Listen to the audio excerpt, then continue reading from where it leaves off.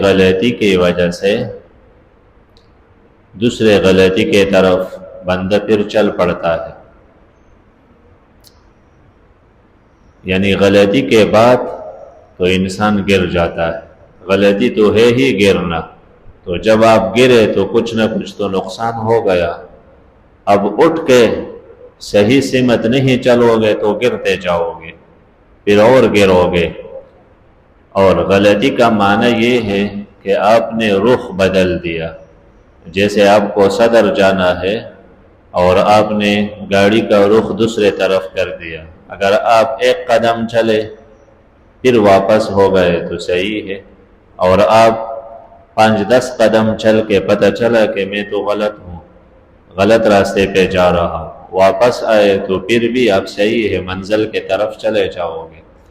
لیکن یہ کہ آپ پوچھے بغیر بس اسی کو صحیح سمجھ کے چلتے جائے تو آپ جتنا بھی آگے چلو گے منزل سے دور ہو کے جاؤ گے۔ تو غلطی معنی رخ بدل جانا، غلطی کے بعد آپ کا رخ بدل گیا تو واپس آؤ گے تو جو ہے غلطی وہی ہے، نہیں تو اور گرتے جاؤ گے۔ تو اس سے پتہ چلا کہ گناہ کے طرف بندے کو کھینچ لیتا ہے، اسی طرح نیک عمل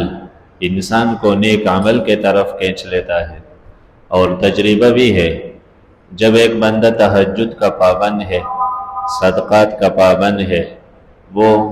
ایک دن نماز چھوڑ دے، دوسرے دن پھر اس کے لیے چھوڑنا آسان ہوگا، تیسرے دن پھر اور آسانی سے۔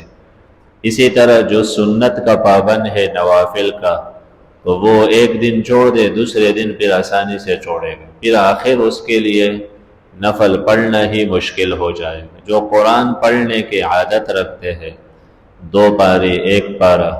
وہ 2-3 دن ناغہ کرے تو پھر چوتھے دن وہ کیفیت نہیں رہے گی جو کیفیت پہلے دن کا ہوتا ہے۔ تو گناہ انسان کو گناہ کے طرف کھینچ لیتا ہے، اور شیطان ایک مومن پر حملہ یکدم اس طرح نہیں کرے گا کہ بس آپ اللہ سے انکار کریں، پیغمبر سے انکار کریں، یکدم ایسا نہیں ہوتا کہ وہ ڈائریکٹ سب کچھ چھوڑ دے۔ کافروں پر اس طرح حملے ہوتے ہیں، مومن پر تو یہ کہ جس عمل میں لگا ہے اس کو معمولی سمجھے، پھر گناہ کو معمولی سمجھے، تو پھر اس کے لیے حرام میں قدم رکھنا وہ آسان ہوگا، پھر چلتے چلتے آخر اس کو کفر کے بارڈر تک لے جاتا ہے۔ تو اس لیے بڑے کہتے ہیں کہ اپنے نیکی کو بھی معمولی نہ سمجھو، اگر آپ کے ہاتھ سے کوئی اچھا کام صادر ہو جائے تو معمولی نہ سمجھو، کیوں یہ اور نیکیوں کی طرف قدم ہے، آپ کا ایک نیک عمل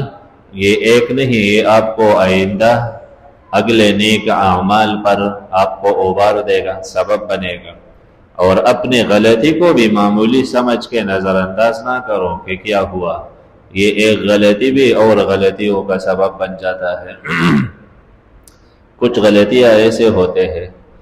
مختلف کھیل ہوتا ہے نا جو بچے کھیلتے ہیں، ایک تو مشہور کھیل ہے چکا گوڈی، اکثر لوگ رات کو 2 بجے تک 3 تک بیٹھے رہتے ہیں۔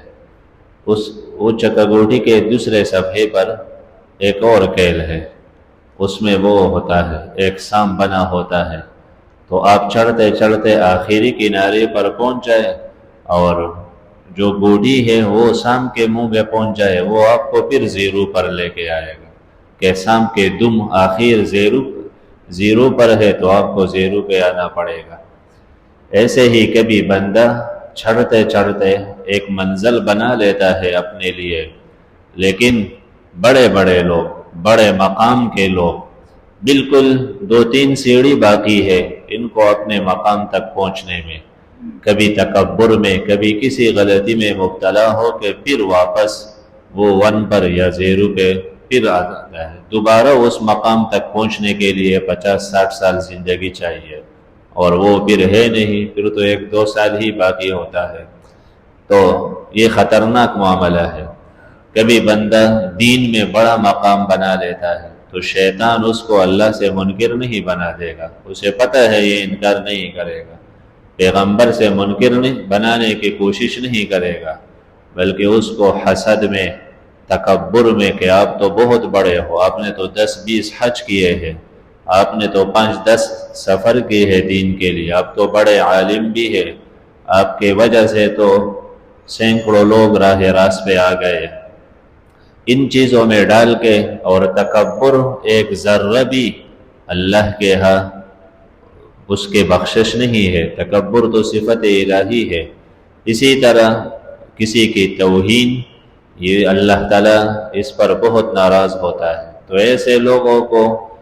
اسی قسم کے برائیوں میں ڈال کر ان کو واپس سانپ کے منہ میں ڈال لیتا ہے، یہ پھر دم پر پہنچ جاتے ہیں، یعنی زیرو پر پہنچ جاتے ہیں۔ اللہ تعالیٰ ہمارے حفاظت فرمائے۔ تو کسی بھی غلطی کو معمولی نہ سمجھے اور اپنے نیکی کے ناقدری نہ کرے۔ اگر اللہ نے آپ کو نماز کے